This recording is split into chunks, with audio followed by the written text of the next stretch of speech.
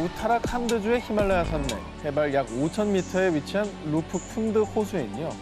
눈이 녹은 여름에만 볼 수 있는 아주 미스터리한 풍경이 있습니다. 뼈예요?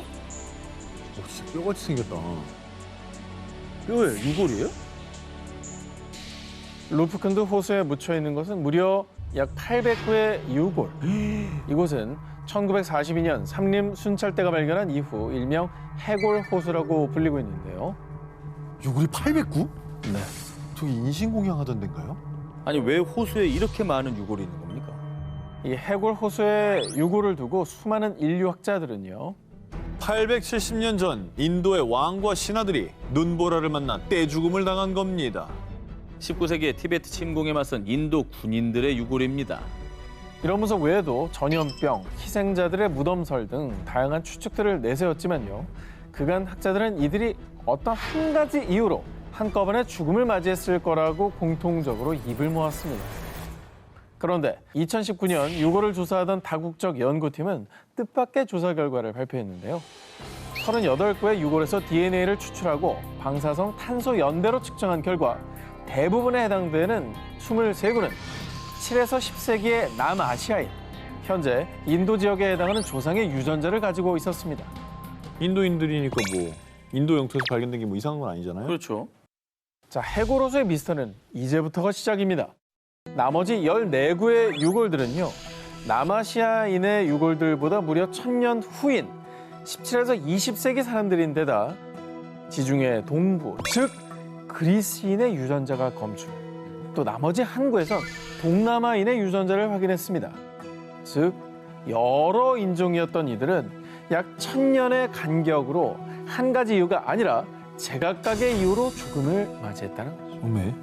야, 근데 인도인들만 발견됐으면 뭐 전쟁이나 전염병이나 뭐 여러 가지 생각했을 수 있고 또 납득이 갔을 텐데 이게 뭐 전혀 상관없는 인종이 발견됐다니까 더 미스터리하네요. 그 그리스인이 왜 인도까지 와서 죽임을 당한 거죠?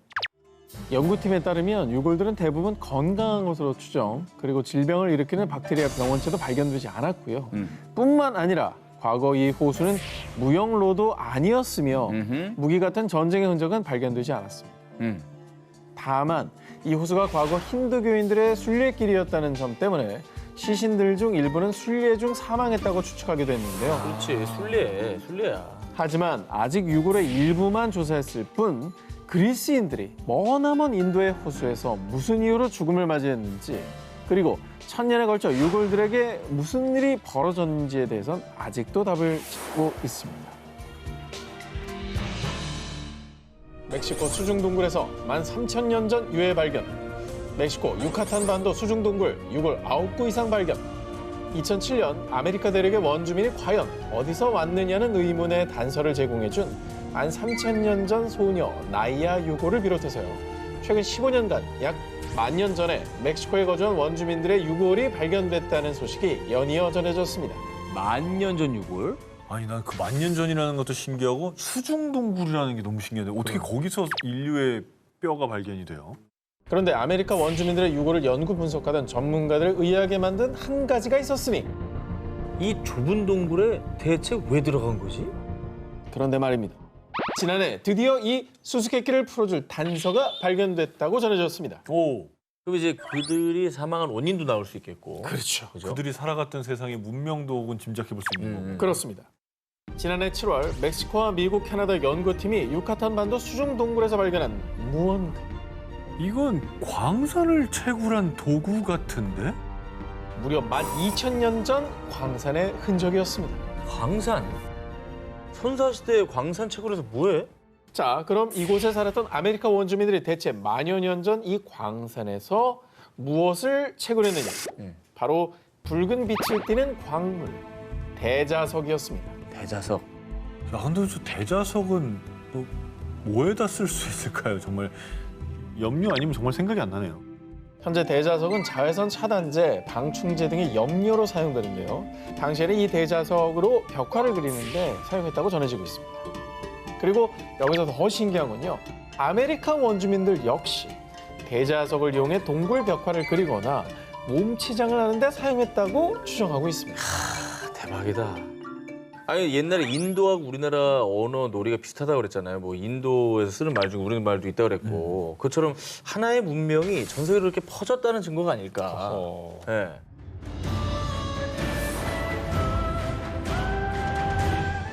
경고. 이 앞은 죽은 자의 나라다. 이 글귀가 붙어 있는 곳은 낭만적인 빛의 도시 파리. 그 중에서도 남부의 당페르 로시로 광장, 그 지하에 은밀히 감춰진 카타콤.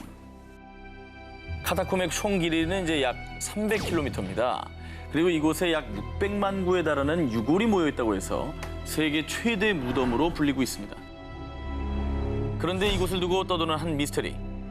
정확한 통계는 없지만 19세기 이래 카타콤에서 실종된 사람은 수백, 아니 수천만 명. 실제로 카타콤에서 실종되는 사고가 연쇄적으로 발생하자 대부분을 철문으로 막았습니다. 하지만 일부 탐험가 혹은 담력을 키우려는 이들이 하수구 등을 통해서 비밀 출입구를 찾아 무단으로 침입하는 사건이 종종 발생. 그런데 이때 기괴한 경험을 하고 온 이들이 마치 뭐에 홀린 듯 이상한 형상을 봤어요. 나를 끌고 가려고 했어요. 라며 지옥문에 대한 괴담을 더욱 공포스럽게 만들었습니다. 1998년 유명 다큐멘터리 감독 프랜시스 프리랜드가 카타콤에서 실종된 사람들을 취재하던 중 카타콤의 한 구석에 떨어져 있는 캠코더를 발견했는데요. 카타콤 벽면에 있는 유골들을 확인하던 남자가 갑자기 어둠 속에서 무언가를 발견한 듯 하더니 캠코더까지 떨어뜨리고는 비명을 지르며 뛰어가는 장면이 담겨 있었던 겁니다.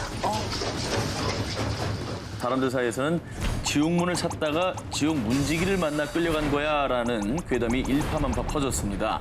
역시나 그 화면 속의 남자는 돌아오질 못했습니다.